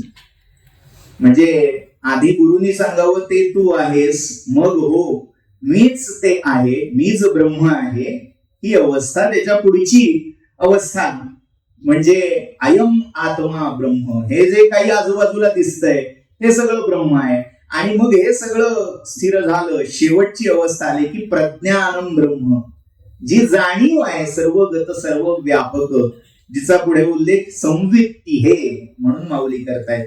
ती संवित्ती, ती जाणीव चराचराला व्यापून पुरणारी तीच ते ब्रह्म आहे. हा जो चढता आलेख आहे या सगळ्यांचा उपदेश करणं ही शाब्दी दीक्षा म्हणून ओळखली जाते. ती ज्ञानोबांनी केली. शब्दज्ञान, शास्त्रज्ञान हे या पत्राच्या माध्यमातून दिलं. आणि पुढची जी वैधी दीक्षा आहे, वेद, या नाथ संप्रदायाच्या सगळ्या परिवेशामध्ये वेदाला फार महत्व आहे. हा वेदाला अजून एक चपखल शब्द माऊलीने वापरलाय, तो हा नाथ संकेतीचा डंख वेद घेणं. आपल्याला 16 संस्कारांमध्ये ऐकलेलं असतं, कर्णवेद संस्कार केला म्हणजे कान टोचले. पुन्हा योगायोग बघा की या नाथसिद्धांना कानफाटे योगी असंच म्हटलं जातं. तिथेही वेद फार महत्वाचा आहे. म्हणजे आता कानाच्या पाळीला वेद आहे का कानात उपदेशिलेल्या ज्ञानाने बुद्धीला, मनाला, अंतःकरणाला केलेला वेद आहे हे महत्वाचं आहे. ही वैधी दीक्षा आहे आणि ती वैधी दीक्षा मुक्ताईंकडून चांगदेवांना मिळाली. त्यामुळे 2 प्रकारच्या गुरु परंपरा आहेत. आता मी उल्लेख करताना या प्रचलित परंपरा सांगतोय, अजून एक 3री परंपरा आहे, तिच्याकडेही मी वळणार. एक परंपरा असं सांगते की ज्ञानोबांचे साक्षात शिष्य चांगदेव आहेत शाब्द परंपरेने, आणि वैध परंपरेने, वेद परंपरेने मुक्ताईचे शिष्य चांगदेव आहेत. जेव्हा अण्णांचं लेखन आपण वाचू, अनेकांनी अभ्यासलेलं असेल, आत्मसात केलेलं असेल, तर श्री पर्वताच्या छायेत पुस्तक जरूर बघा. त्याच्यामध्ये चांगदेवांवर एक स्वतंत्र म्हणजे चांगदेव काय हे बघायचं असेल, इतिहास बघायचा असेल, काव्य बघायचं असेल तर सगळा समग्र चांगदेव तिथे अण्णांनी उभा केलेला आहे.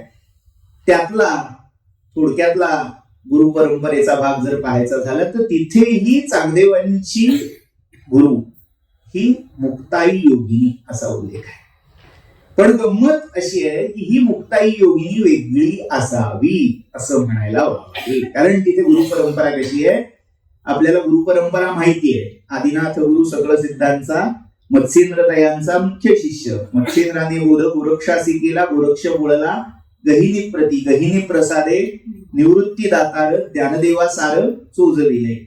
ही गुरु परंपरा. आदिनाथ समारंभाम श्री ज्ञानेश्वर मध्यमाम. ज्ञानेश्वर हे त्याच्यात मध्यम आहे. पण आता दुसरी जी परंपरा सांगितली जाते जी या मुक्ताबाईची, आता ती कुठनं मिळते तर त्याला 3 संदर्भ आहेत. एक संदर्भ खुद्द चांगदेवांच्याच ग्रंथातला तत्वसार नावाचा एक ग्रंथ आहे. हा फारसा प्रसिद्ध नाहीये पण आहे. तत्वसार हा जवळजवळ 1500 ओव्यांचा लघुग्रंथ आहे म्हणायला. ज्ञानेश्वरी अमृतानुभव असे समोर घेतल्यावर तो लघुग्रंथ वाटायची शक्यता आहे. पण तत्वगर्भ, ज्ञानगर्भ असा तो ग्रंथ आहे. आणि त्या तत्वसारामध्ये मुक्ताई ते आदियोगिनी तिच्यापासून आम्हाला हे ज्ञान प्राप्त झालं असा उल्लेख खुद्द चांगदेव करतात. पण तिथे संदिग्धता राहते, कारण मुक्ताईचे गुरु कोण याचा खुलासा तिथे आपल्याला मिळत नाही. तो मिळतो विसोबा खेचरांच्या षटस्थळ या ग्रंथामध्ये.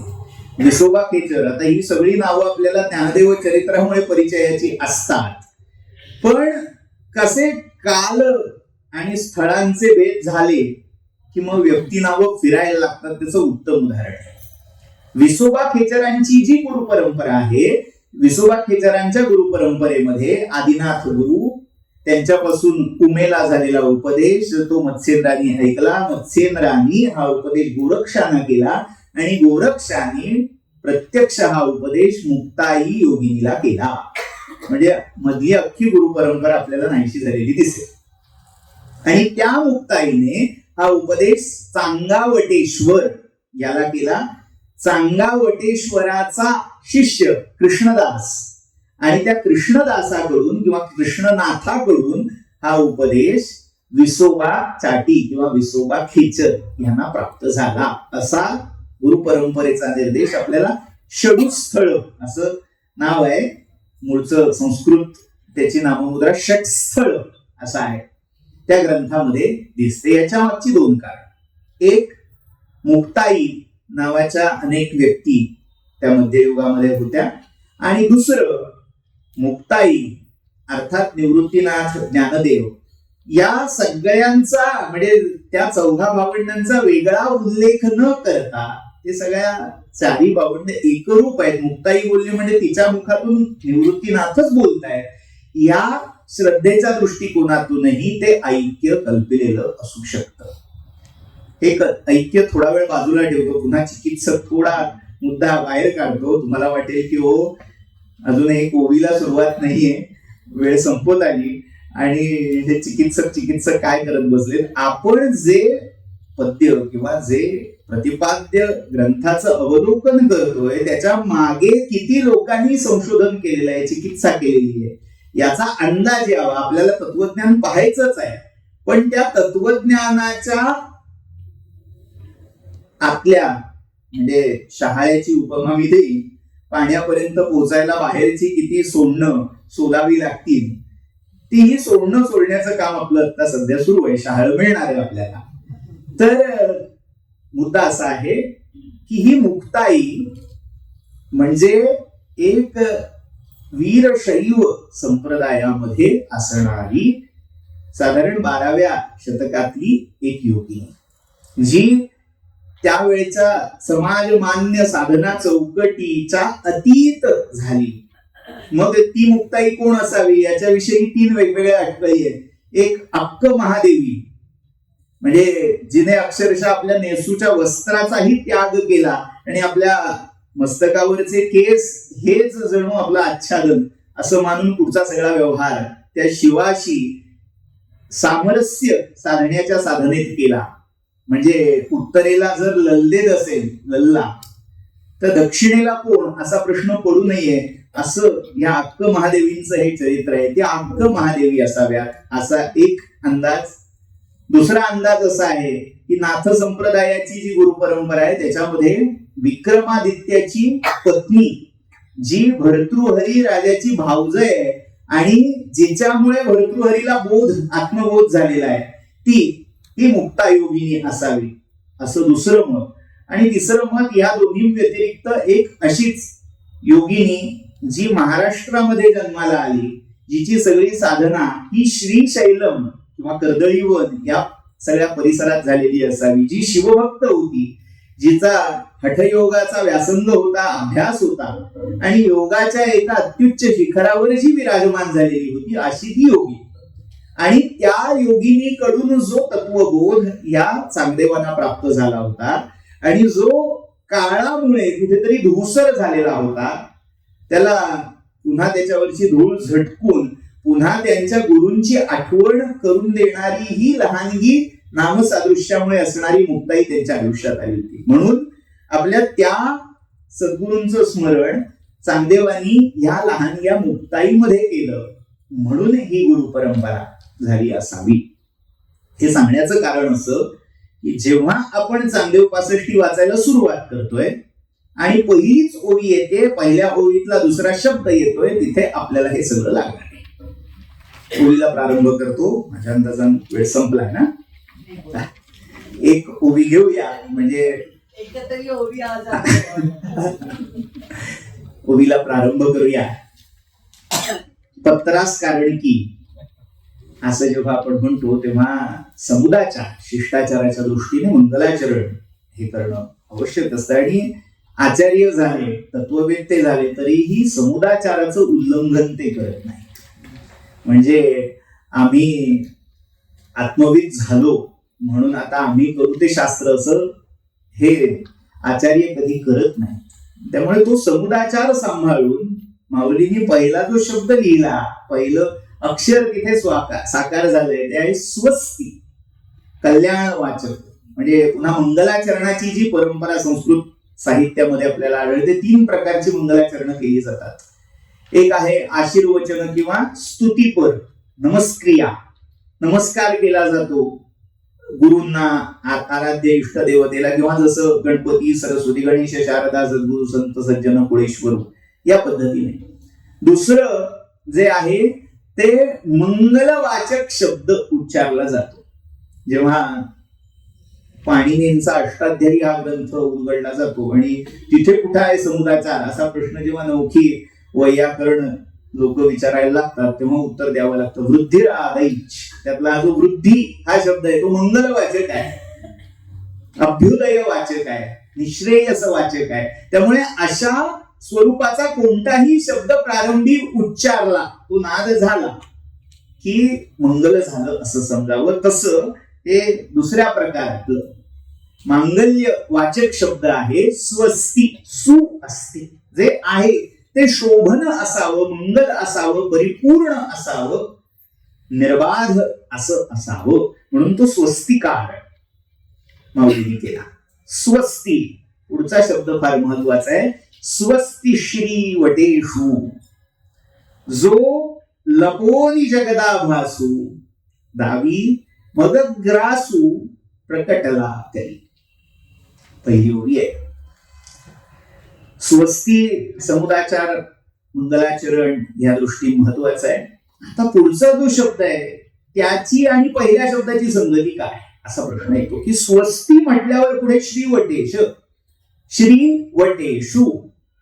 जुन्या मराठीचं व्याकरण जर धुंडाळलं तर ही प्रथमा असं मानायला हरकत नाही. हा जो उकार बाहुल्य आपल्याला सगळं दिसतं, ज्ञानेश्वरीमध्ये आहे, इथेही आपल्याला दिसेल, अमृतानुभवात दिसणार आहे.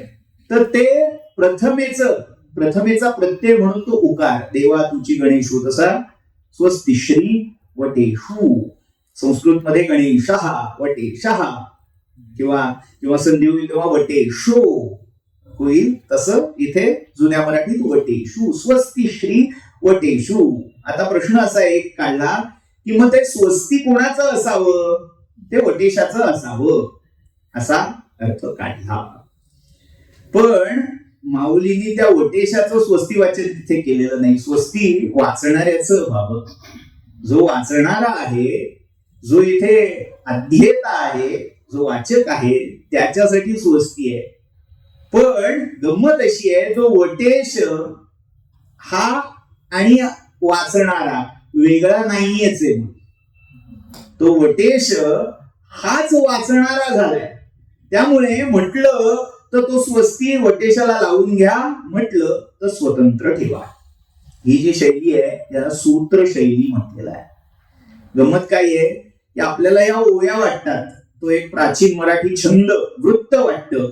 अरे बाबा हा 3-3.5 चरणांची एक ओवी, पण एकेका ओवीचा एक एक चरण जेव्हा एक एक शब्द सोडवायला बसतो तेव्हा त्यातलं अर्थगांभीर्य पाहता असं म्हणावं वाटतं की 3.5 ओवी नाही आहेत. प्रत्येक चरणामध्ये एक एक सूत्र दिलेलं आहे. त्यातलं पहिलं सूत्र आहे स्वस्ती श्री वटेषु.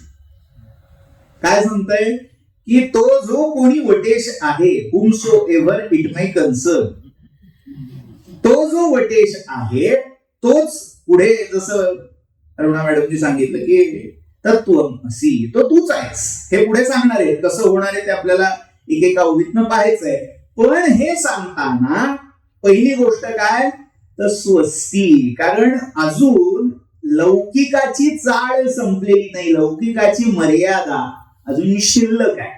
आणि जिथपर्यंत तो उंबरठा देहबुद्धीचा, लौकिकाचा, ऐषणांचा ओलांडला नाहीयेस तिथपर्यंत स्वस्ती या शब्दाची आवश्यकता आहे. म्हणून स्वस्ती वटेशाय, त्या वटेशाचं कल्याण हो. आता तो वटेश कोण, जो लपोनी जगदा भासू. आता लपोनी जगदा भासू उद्या बघायचंय, पण तो वटेश कोण.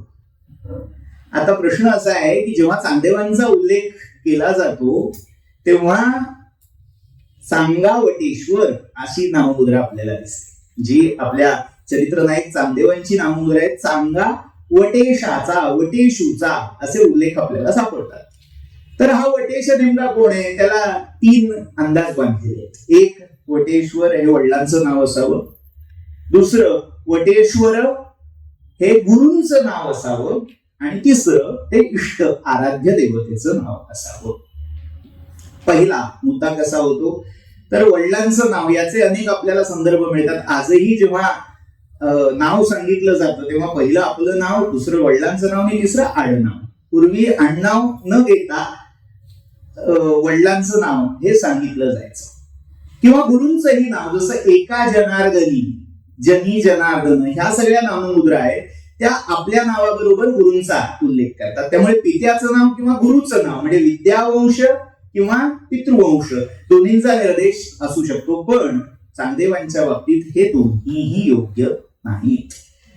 याच्यावर एक असा अंदाज काढलेला आहे. नामदेवांचे जे समाधीचे अभंग म्हणून गाथेमध्ये प्रसिद्ध आहेत, नामदेवांच्या गाथेमध्ये या पंचायतनाची समाधी सांगितलेली. आपल्याकडे पंचायतन फार महत्वाचं आहे. देवांची जशी पंचायतनं असतात तशी संतांची पंचायतन आहेत. ज्ञानोबांचं जे पंचायतन आहे त्याच्यामध्ये ज्ञानेश्वर, निवृत्तीनाथ, ज्ञानदेव, सोपानदेव, मुक्ताई आणि 5वी जी मूर्ती आहे पंचायतनातली ती आहे चांगदेव. या पंचायतनाच्या समाधीचे प्रसंग नामदेवांनी सांगितलेले आहेत. अर्थात नंतरच्या चिकित्सकांनी हे स्पष्ट केलंय की हा जो कवी नामदेव आहे, कवी नाम आहे, ते मूळ नामदेव नाहीत असतो. पण त्यामध्ये सोपानदेवांच्या समाधीच्या प्रसंगामध्ये वटेशाचा उल्लेख आहे. नमोस्तुते वटेश्वरा, म्हणजे तो वटेश्वर हा कोणीतरी वेगळा असावा याच्यावरून अंदाज पंचक बांधलेली आहेत लोकांनी की मग वटेश्वर वेगळा, चांगदेव वेगळा, मग चांगदेवाचे ते गुरु असतील, मग पहिला उपदेश वटेश्वरांनी केला, मग मुक्ताईने केला, असे अनेक अंदाज बांधलेले आहेत. पण तो इथे योग्य नाही. वटेश्वर हे चांगदेवांच्या आराध्य देवतेचं नाव आहे. आता त्याला पुन्हा दंतकथा आधार देतात. आपल्याकडे असं काही अलौकिक व्यक्तिमत्व आलं की त्याचं पूर्णत्व मांडण्याची जबाबदारी लोकांनी स्वतःच्या खांद्यावर घेतलेली असते. म्हणजे ते लोकोत्तर व्यक्तिमत्व आपण सांगितलेल्या चमत्कारांशिवाय पूर्ण होऊच शकत नाही, अशी भाबडी कल्पना भावना असल्यामुळे श्रद्धा आहे ती काही निंद्य नाही, अवमानास्पद नाही, किंवा हे म्हणजे अवहेलना करावी अशी नाही, पण ही जनभावना इतकी हवी होते की मग या लोकोत्तर विभूतींच्या नावाची निर्वचन करण्यासाठी ते आपली कल्पित तिथे लादायला लागतात. असं ते कल्पित सांगतो आणि संपवतो. वटेश्वर का असावं नाव, तर चांगदेव हठयोगी आणि त्यांचा नेम होता की चातुर्मासामध्ये ते नित्य पार्थिव लिंगार्चन व्रत करायचे. पार्थिव लिंगार्चन म्हणजे भगवान शंकराची जी लिंग प्रतिमा असते ती विशिष्ट संख्यात्मक पद्धतीने, म्हणजे मग 11, 108, सहस्र, कोटी, लक्ष अशी लिंगार्चन पूर्वी केली जातात. तर असं पार्थिव लिंग करून त्याची ते प्रतिष्ठापना करायचे आणि ती प्रतिष्ठापना केली की सगळं जी काही मानसोपचार पूजा सगळे ते अर्पण करून मग त्याचं त्या तापीमध्ये विसर्जन करायचे. एकदा पाऊस अति झाला त्यामुळे काही केल्या मातीचं शिवलिंग साधेना. आता ही जबाबदारी त्यांच्या ज्या शिष्यांवर दिलेली होती त्यातला एक शिष्य कुठेतरी आधुनिक काळातल्या युवकाची प्रतिमा त्या काळात होती का, ही वृत्ती तेव्हाही होती का असा प्रश्न पाडू शकेल असा पराक्रम करता झाला. म्हणजे काय, त्याने विचार केला की कशाला एवढं वळत बिळत बसायचं, इन्स्टंट बरं आहे की नैवेद्याची वाटी उकडी केली आणि त्या वाटीला बाहेरून मातीचा लेप दिला आणि ती घ्या शिवपिंडी म्हणून चांगदेवांच्या हातात दिली. कथा सांगतोय आम्ही. आता ती डोळे मिटून ध्यानस्थ बसलेल्या चांगदेवांनी काही पाहिलं नाही काय आहे. तिची पुढच्या पीठावर प्रतिष्ठापना केली, प्रतिष्ठापनेचे मंत्र म्हटले आणि अक्षत्र टाकली आणि ती जी वाटी होती जिला मातीचा लेप दिलेला होता ती कायमची अचळ झाली, ती तिथे बसली आणि ते लिंग झालं. त्यामुळे वाटीचा जो झाला तो वाटेश्वर आणि त्या वाटेश्वराचं पुढचं नाव म्हणून ते वटेश्वर अशी दंतकथा सांगितली जाते. ही अगदी आपल्याला भक्ती विजयामध्येही वाचायला मिळेल. मी मुद्दामून सांगतो की ही कथा ऐकून आपल्याला हसायला येतं की काय काय आता कल्पना विलास असावे, पण ह्याच्या मागची ती भावना लक्षात घेण्याची गरज आहे. जेव्हा आपल्या या विभूती किंवा चरित्र नायक म्हणूया त्यांच्या चरित्रातले हे असे संदर्भहीन शब्द नाव येतात तेव्हा ते असेच सोडून द्यायचे नसतात. हा जो शास्त्राचा संस्कार आहे ना, नामूलम लिख्यते किंचित नामूलम उच्यते किंचित, त्या संस्काराचा भारतीयांच्या मनावर इतका पगडा आहे की त्यांना प्रचलित पुस्तकामध्ये ग्रंथामध्ये त्याला आधार नाही सापडला तर ते कल्पनेने का होईना आधार द्यायचा प्रयत्न करतात, प्रमाण द्यायचा प्रयत्न करतात आणि ती प्रमाण म्हणजे या दंतकथा असतात. त्यामुळे प्रत्येक वेळी त्याची अवहेलना करण्याचं कारण नाही, त्याच्या मागची जी तळमळ आहे की आधार काहीतरी असला पाहिजे आणि तो आधार कुठेतरी भक्ती, ज्ञान, वैराग्य यांच्या चौकटीत असला पाहिजे. त्या भावनेतून ह्या कथा जन्म घेत असतात आणि त्यातनं लोकसाहित्याचं अंतरंग समृद्ध होत असतो. मुद्दा हा की त्या वाटीवरून झाला म्हणून वाटेश्वर असा जरी संदर्भ असला तरी एक दुसरी परंपरा आपल्याला इतिहासाच्या पटलावर पाहायला मिळते. ती आहे वडवळ सिद्धनाथांची. वडवळ नागनाथ, आपल्याला नाथ संप्रदायामधलं एक नागेश संप्रदाय आणि त्या सगळ्या परंपरेचं मूळ हे या शिवाच्या वटेश्वर रूपाशी जोडलेलं आहे. शिवाला वटेश्वर असं का म्हटलेलं असावं, पुन्हा असंच फक्त इथेच म्हणतायत एका संप्रदायामध्ये म्हटलंय का, तर त्याचं मूळ आपल्याला कुठेतरी आगमांमध्येही शोधता येईल, दाखवता येईल. जेव्हा आद्य शंकराचार्य शिवाच्या मूर्तीचं वर्णन करतायत तेव्हा तिथेही ते म्हणतायत वट विटपी समीपे भूमिभागे निषण्णम सकल मुनिजनानाम ज्ञानदातार महाराज.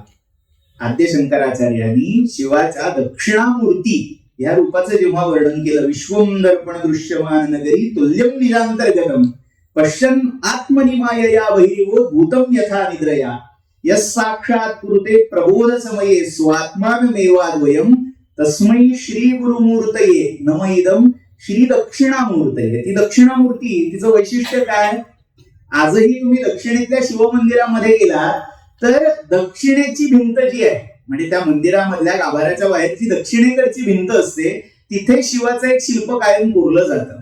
वडाचं झाड असतं, वडाच्याच झाडाखाली एक बटू किंवा युवक अशा रूपामध्ये शिव कोरलेला असतो, चित्रित केलेला असतो, आणि त्याच्या पायाखाली जे बसलेले असतात ते सगळे जरठ असतात, म्हणजे ज्यांच्या जटाभार भुईवर लोळतायत असे तपस्सिद्ध वयोवृद्ध असे सगळे साधू महात्मे पायाशी बसलेले असतात. याचा वर्णन श्लोक जो सुरेश्वराचार्यांच्या मानसोल्लास वार्तिकात आलाय तो आपल्याला ऐकून माहिती असतो.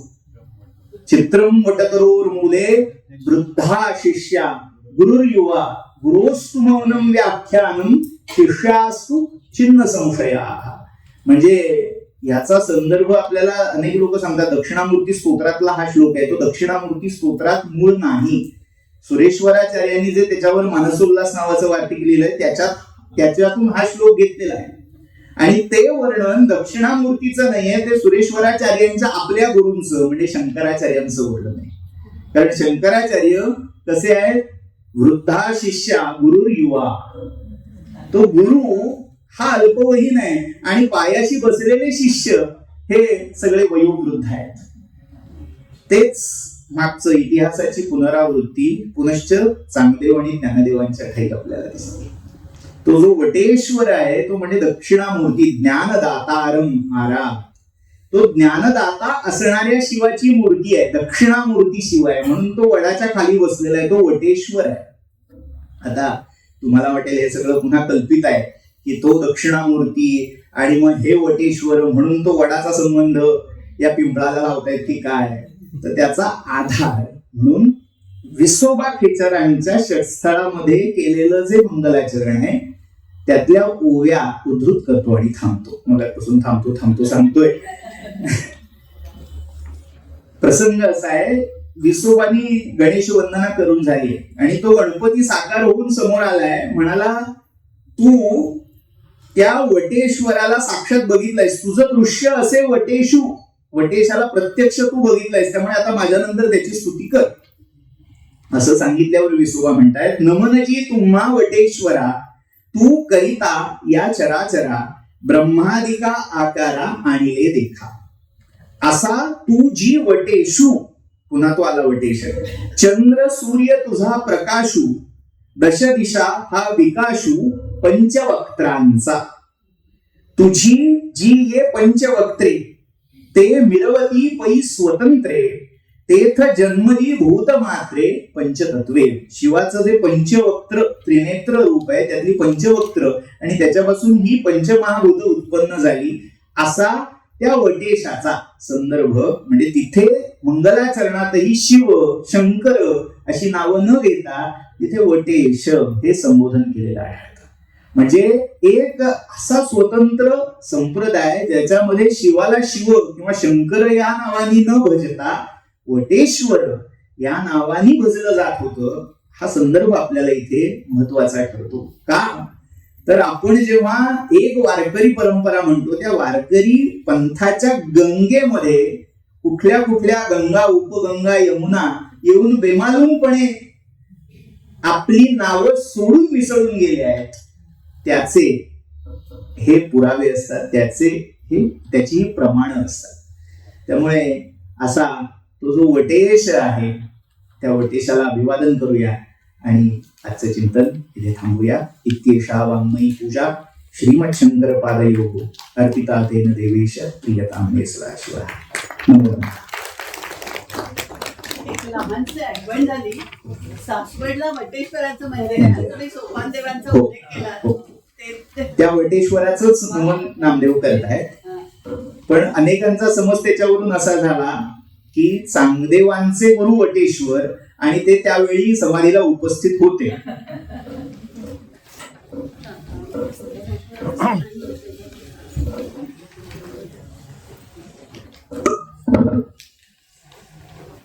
ज्या ओळींनी मी सुरुवात केली होती त्या ओळींमधल्या पुढच्या ओळी अशा आहेत.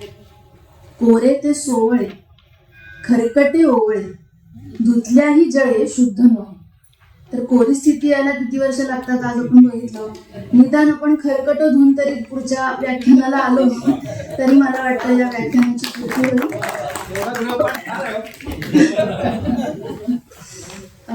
मी पहिलेच आभार मानते आजचे व्याख्याते प्रणव गोखले यांचे की त्यांनी इतकं सुंदर व्याख्यान देऊन या व्याख्यानमालेला सुरुवात केली आणि आपण 6 दिवस भेटणार आहोत पुढेही. त्याच्यानंतर नियामक मंडळाचे सदस्य केशव वजे इथे आले आणि त्यांनी या व्याख्यानमालेला सुरुवात करून दिली, त्यांचेही आभार मानते.